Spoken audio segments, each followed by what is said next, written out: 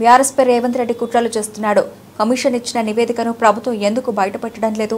Report బయటకు ఇవ్వకముందే రేవంత్ రెడ్డి అనుకూల media విష ప్రచారం చేస్తోంది.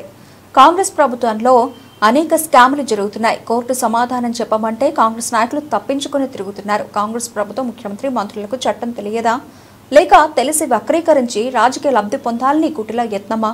కమిషన్ ఆఫ్ ఎంక్వైరీస్ చట్టం ప్రకారం ఒక న్యాయమూర్తిని విచారణ కమిషన్కు నియమించిన ఆ కమిషన్ న్యాయ వ్యవస్థలో భాగం కాదు. అంటే ఆ కమిషన్ కోర్టుల న్యాయ తీర్పులు ఇవ్వలేరు మరియు కోర్టులు కలిగిన అధికారులు వారికి ఉండవు. కమిషన్ నివేదిక ఇవ్వడం మాత్రమే చేస్తుంది. కనుక జడ్జి ఉన్నా సరే అది న్యాయ వ్యవస్థలో భాగంగా పరిగణించబడదు. ఈ చట్టాన్ని ఉద్దేశపూర్వకంగా తప్పుడు వివరణ ఇవ్వడం రాజ్యాంగం మీద ప్రమాణం చేసిన మంత్రిమండలికి తగదు.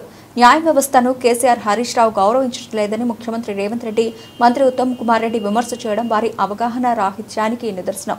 కాళేశ్వరం 100 కంపోనెంట్ల పరిధిలో కేవలం ఒక కంపోనెంట్లో 85 పిల్లర్లలో 2 పిల్లర్ల గురించి మాత్రమే అందులో ప్రస్తావిస్తూ పూర్తి కాళేశ్వరం కూలిపోయిందని అసత్యాలు ప్రచారం చేస్తున్న రేవంత్ రెడ్డిపై, ఉత్తమ్ కుమార్ రెడ్డిపై చీటింగ్ కేసు పెట్టాలని పెద్ది సుదర్శన్ రెడ్డి డిమాండ్ చేశారు.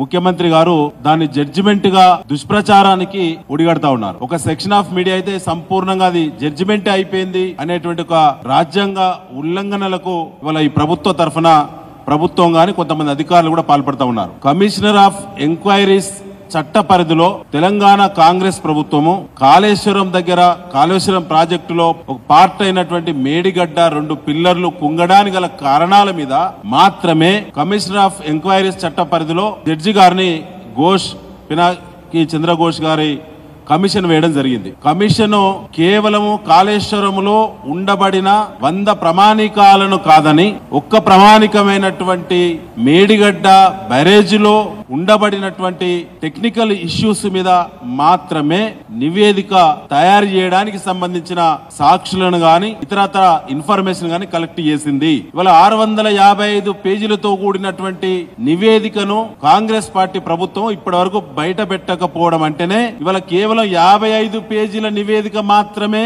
అనుకూలమైనటువంటి పదాలున్నటువంటి కూర్పును ఒక కుట్రపూరితంగా తయారు చేసి ఇవాళ విష ప్రచారానికి రేవంత్ రెడ్డి పాల్పడతా ఉన్నాడు. దమ్ముంటే చేతనైతే మీరు దద్దమ్మలు కాకుంటే దొంగ నాటకాలు కాళేశ్వరం పైన మీరు ఆడకుంటే మీకు చిత్తశుద్ధి ఉంటే 655 పేజీల